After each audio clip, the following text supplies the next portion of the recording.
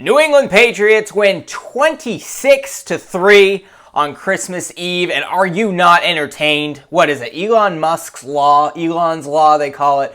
The most entertaining outcome is the most likely, and this game did not disappoint. After a very slow start, looked to be a defensive battle, Patriots offense didn't seem to be able to get anything going early, comes out in the third quarter, firing away, scores 20 points in the third quarter, the first time they've done that since the Jacksonville game back in 2021, a game barely anyone remembers, with Mac Jones at quarterback, probably one of his better games at QB, but this was Bailey Zappe's perhaps best game in a New England Patriots uniform. And then the Denver Broncos come out and score 16 points of their own in the fourth quarter to even the game up at 23 apiece. And then Shad Ryland, a kicker who will not probably be on the team next year, misses an easy field goal earlier in the game, doinks an extra point with the goalpost mic'd up, the best I've ever seen a goalpost mic'd in NFL history, the loudest doink you've ever heard. Patriots ready to get rid of this guy, cut him, comes in the final seconds and kicks it right down the middle with just a second remaining to win the game for the New England Patriots as they get their fourth win of the season. And I know there's draft implications to this, and a lot of Pats fans rooting for them to lose are very disappointed. I will get to those implications in just a second. But can we just enjoy a win for once and sit back and say, hey, maybe Bailey Zappe's not the guy going forward. He's not the future, but at the very least, he's earned a backup role, and perhaps he's even earned the ability, depending on who the Patriots sign at QB or select in the draft next spring. He may have even earned a shot at competing for the starting job going into next season. Now, I know the game just ended. I'm off of the high of the victory. I'm off of the 25 of 33 of 256 passing yards and 2 touchdowns and a 117 rating for Bailey Zappe. Really just a terrific game all around for him, despite the early fumble on his first play of the game. But really exciting to see the Patriots come out in prime time, 2 weeks after another primetime victory in Pittsburgh that nobody thought they would win, going into Denver and stealing a victory, and really encouraging fans a little bit as we head into an offseason to think, look, we know this defense is good, but maybe there are some pieces there on offense that they might be able to build around. The offensive line, I know they're banged up, but they looked pretty good for the most part. Even with Trent Brown, I don't know if he's healthy or not healthy, but having Vidarian Lowe out there is not ideal, and they're still winning football games somehow, at least in the last 3 weeks. And look, the issue with Bailey Zappe has been he comes out firing the first half. He did against Kansas City last week. He did against Pittsburgh the week before. And then he goes into the locker room, comes back out, and essentially lays an egg. That did not happen today. He came out firing in the third quarter after really a poor first half where the Patriots really couldn't generate any offense. And you really have to give him a lot of credit because they couldn't even really get the running game going. Patriots had 59 yards rushing. Ezekiel Elliott, 12 carries for just 27 yards, only averaged a little over 2 yards a carry. They had Kevin Harris out there running the football. Pats just could not run it. They really couldn't throw any screen passes. So they had to actually take a few shots downfield. And Demario Douglas showed that, hey, he is the Jacoby Myers, Troy Brown, Julian Edelman, Wes Welker slot receiver of the future. Led the team in receiving yards with 74 yards on 5 catches. The only person who had more catches was Ezekiel Elliott, just on a few checkdowns, only had 33 yards off of those. But really strong game considering what Bailey Zappe had to work with. And the Patriots defense, of course, played like the Patriots defense. Now, I'll get to the comeback in a minute because I don't think that's something that we should panic about a little bit. I think this is more of an issue with Bill Belichick's coaching style when the team gets a lead. But Christian Barmore, 3 sacks today, doing the Matt Judon impression. You have Mac Wilson, who's coming off of just an incredible 6 weeks of football. He got another sack.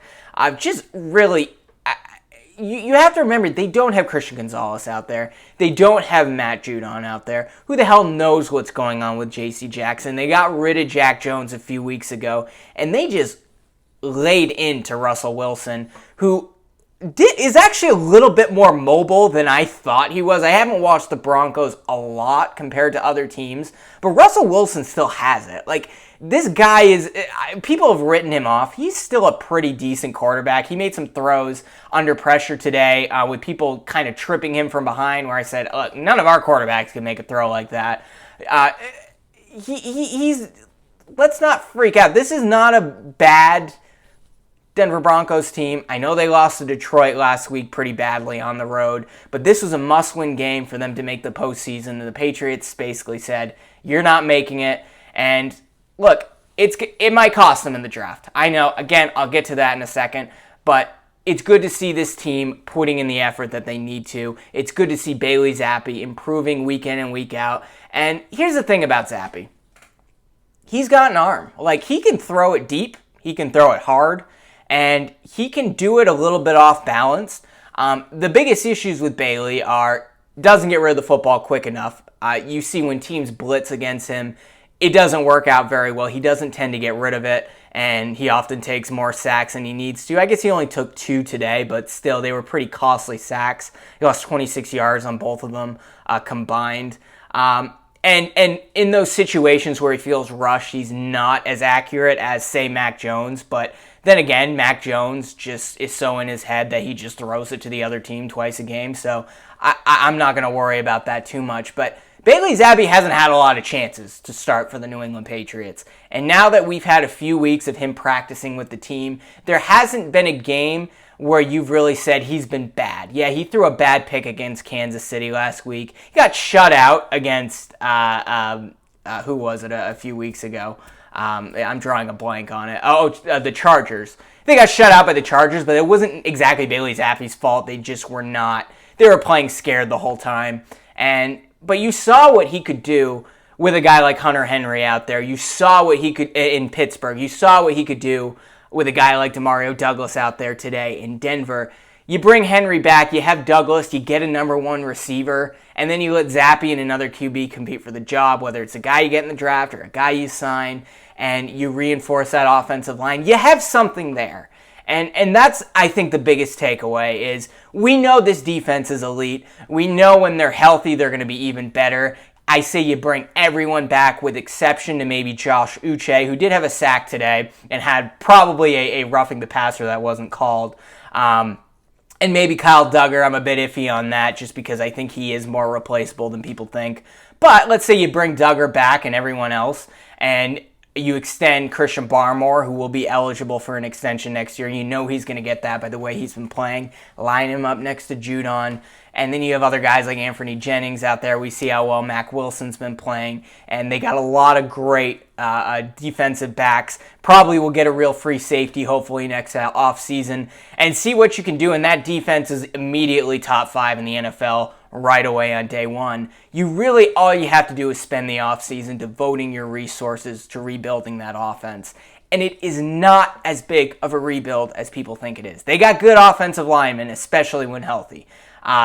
Michael Onwenu, we'll see if he's back, because he may be a 15 to 20 million guy, especially now that you played him at right tackle. But let's say you do bring Onwenu back, and you bring back Trent Brown, or you draft a tackle. You either draft a tackle and then you bring one of those 2 guys back. Cole Strange, who's hurt, really coming together, especially late in the season. You got David Andrews, and you figure out what you want to do at right guard. You do have some options there. You got a good front. Build some depth around it, maybe in the later rounds of the draft. You're fine. All those problems the Patriots had early in the season in terms of protecting the quarterback, they are figuring it out somehow. Some way, somehow.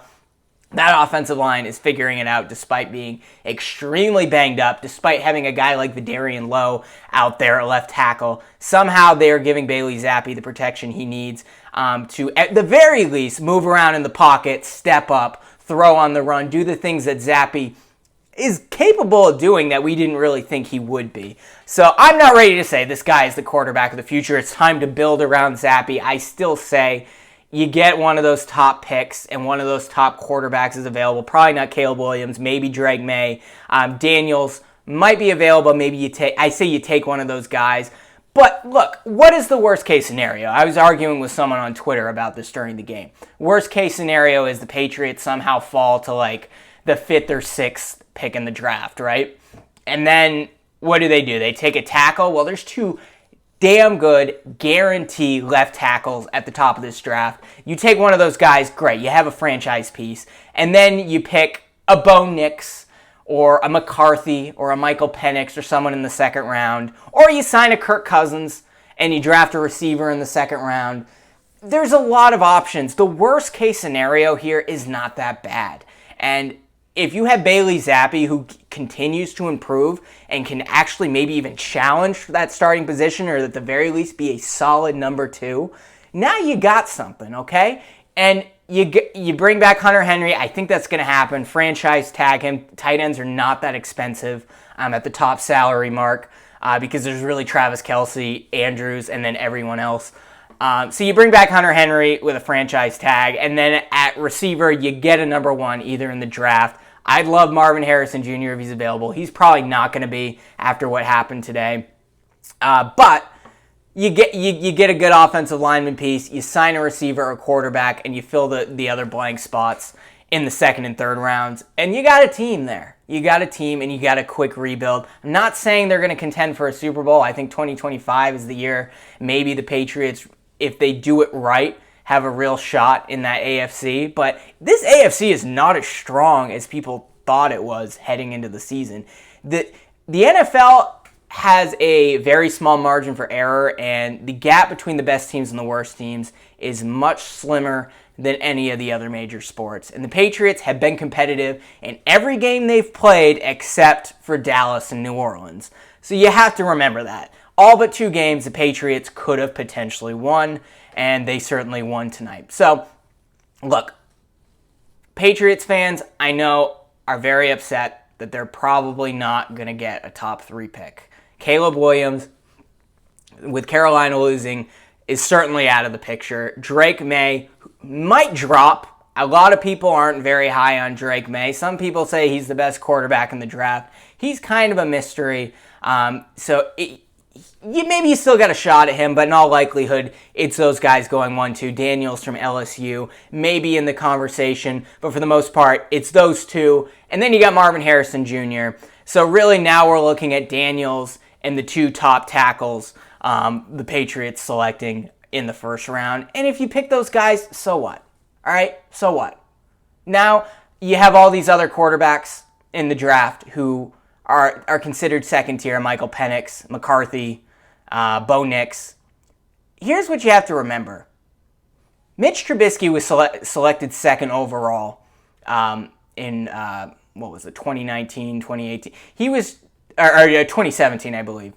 He was selected 2nd overall, and then Patrick Mahomes went 8 picks later at 10th overall.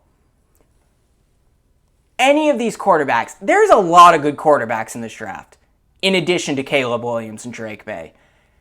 There's no guarantee those guys are gonna be a hit.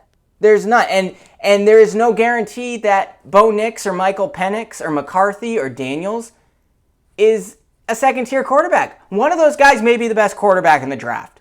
So let's calm down for a second and understand that there are basically 3 guarantee players. I keep losing the names, so let me get the names of those tackles that will go. But Marvin Harrison Jr. is as close to a guarantee as you're going to get in any draft,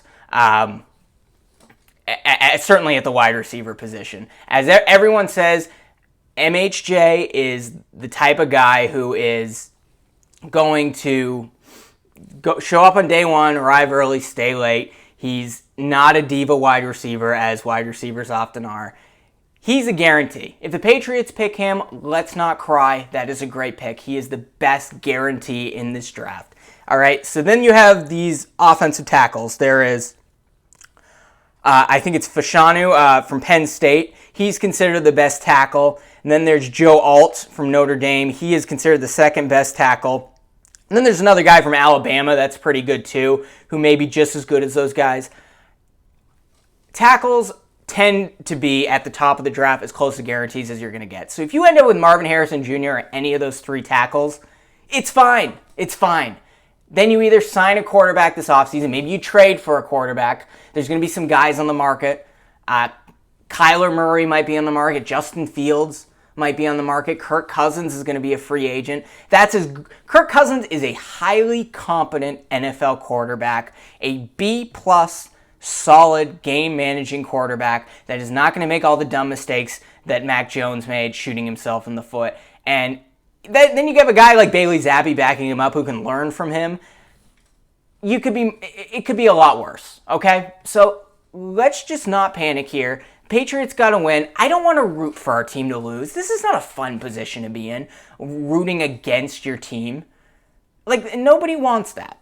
So I know we're thinking ahead. Oh, we want this great quarterback. He's going to be the next Patrick Mahomes, or Drake Maye is going to be the next Justin Herbert, or Peyton Manning, or whomever. Jaden Daniels is going to be the next Lamar Jackson. Nobody knows. Nobody knows. Selecting a good quarterback is luck more than anything. This could be a gift. We may look back on today saying, hey, the Commanders winning and the Cardinals losing and the Patriots, Commanders losing, the Cardinals losing, and the Patriots winning, they were basically leapfrogged by those 2 teams, was the biggest gift because thank goodness the Patriots didn't end up with one of those quarterbacks who was a major bust. We ended up with this great franchise tackle, or we ended up with Marvin Harrison Jr. because of that. So let's stop trying to predict the future, and let's sit here and go, this is exciting. We actually saw the offense do something in Pittsburgh. We saw them do something in Denver, and we saw them do a few things in the first half against Kansas City last week. There's a lot to be encouraged about. I think the big question, and certainly the biggest storyline over these next 2 weeks, is going to be Bill Belichick's job security, because he wins another game. He goes into Buffalo and he wins there next week, or he beats the Jets, or he wins both games. Like, there's a real argument to keep Belichick.